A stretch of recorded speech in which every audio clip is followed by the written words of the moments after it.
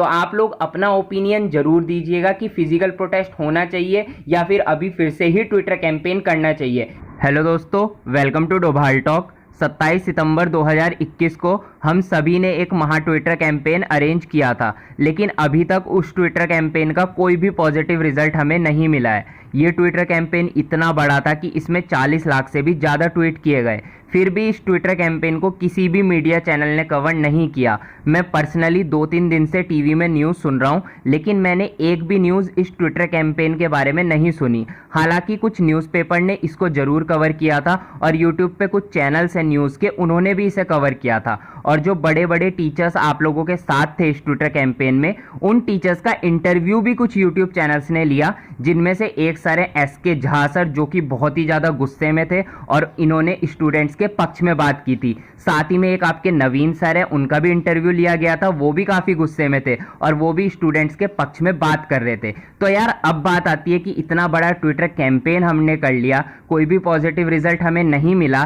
तो क्या फ्यूचर में एक और ट्विटर कैंपेन होना चाहिए या फिर अब सीधा ही एक फिजिकल प्रोटेस्ट किया जाना चाहिए। साथ ही में बात आती है इन सब पॉसिबिलिटीज़ को देखते हुए अब ग्रुप डी का एग्ज़ाम पहले हो सकता है या फिर एनटीपीसी का एग्ज़ाम पहले हो सकता है। और साथ ही में मैंने आप लोगों को बताया था कि ग्रुप डी एग्ज़ाम पर एक कोर्ट केस चल रहा है, तो उससे रिलेटेड क्या अपडेट है उसके बारे में भी आज बात करेंगे, इसलिए यार वीडियो को ना पूरा देखना। टेक्स्ट बुक का 299 वाला पास अब महंगा होने वाला है। 1 अक्टूबर से ये 299 वाला पास 399 का हो जाएगा।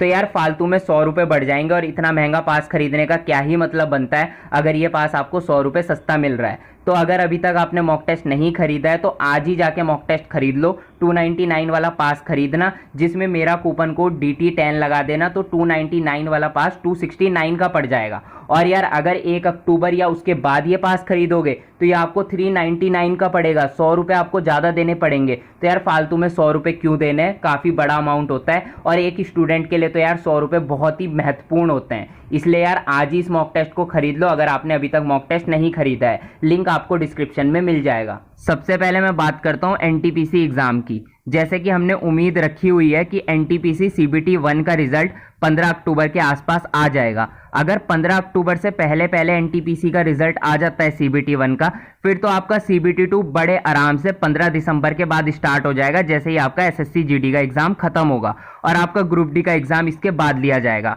लेकिन अगर ऐसी पॉसिबिलिटी होती है कि आपका एनटीपीसी CBT 1 का रिजल्ट 15 अक्टूबर तक नहीं आता है, उसके बाद आता है या फिर नवंबर में आता है, फिर तो आपका एनटीपीसी CBT 2 का एग्जाम थोड़ा आगे जा सकता है। बाकी एनटीपीसी CBT 2 का एग्जाम ग्रुप डी एग्जाम पर भी डिपेंड करेगा, क्योंकि मैंने आप लोगों को बताया था ग्रुप डी एग्जाम पर एक कोर्ट केस चल रहा है जिसकी फर्स्ट हियरिंग कल होनी थी 28 दिसंबर 2021 को, लेकिन यार वो हियरिंग नहीं हो पाई। अब मुझे पूरे रीजन नहीं पता कि वो हियरिंग क्यों नहीं हो पाई, बस इतना पता है कि कल हियरिंग नहीं हुई है। अब जो अगली हियरिंग होनी है वो अक्टूबर में होनी है और अक्टूबर की किस डेट को होनी है इस बारे में अभी मुझे नहीं पता है। जैसे ही पता चलेगा मैं आपको बता दूंगा। बाकी अगर आप लोगों को पता है कि कोर्ट केस की नेक्स्ट हियरिंग कब होनी है तो आप कॉमेंट में जरूर लिखना, ताकि मैं उस चीज़ की पुष्टि कर सकूं और बाकी स्टूडेंट्स तक भी ये न्यूज़ पहुंचा सकूं।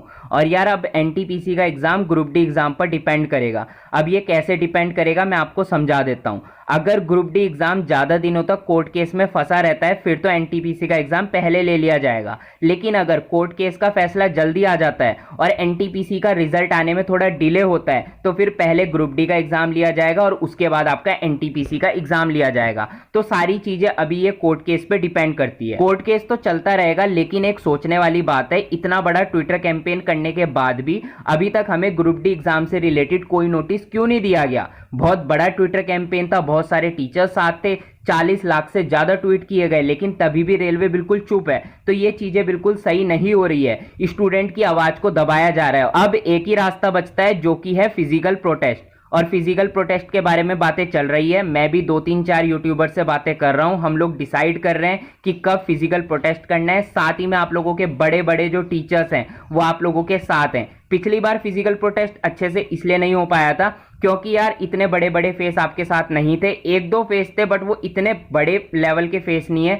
कि फिजिकल प्रोटेस्ट आपका सफल हो जाए। लेकिन इस बार अच्छे अच्छे बड़े बड़े फेस आप लोगों के साथ है, तो ये उम्मीद लगाई जा रही है कि इस बार जो फिजिकल प्रोटेस्ट होगा वो रेलवे को हिला के रख देगा और उनको एक ना एक नोटिस देने के लिए मजबूर कर ही देगा। तो आप लोग अपना ओपिनियन जरूर दीजिएगा कि फिजिकल प्रोटेस्ट होना चाहिए या फिर अभी फिर से ही ट्विटर कैंपेन करना चाहिए। मेरी राय तो यह है कि अब शायद फिजिकल प्रोटेस्ट से ही कोई रिजल्ट निकले, क्योंकि ट्विटर कैंपेन का तो कोई रिजल्ट नहीं आ रहा है। बाकी चीजें मैंने आपको समझा दी है। कोर्ट केस के बारे में जैसे ही कोई अपडेट मुझे मिलेगी मैं आपको दे दूंगा।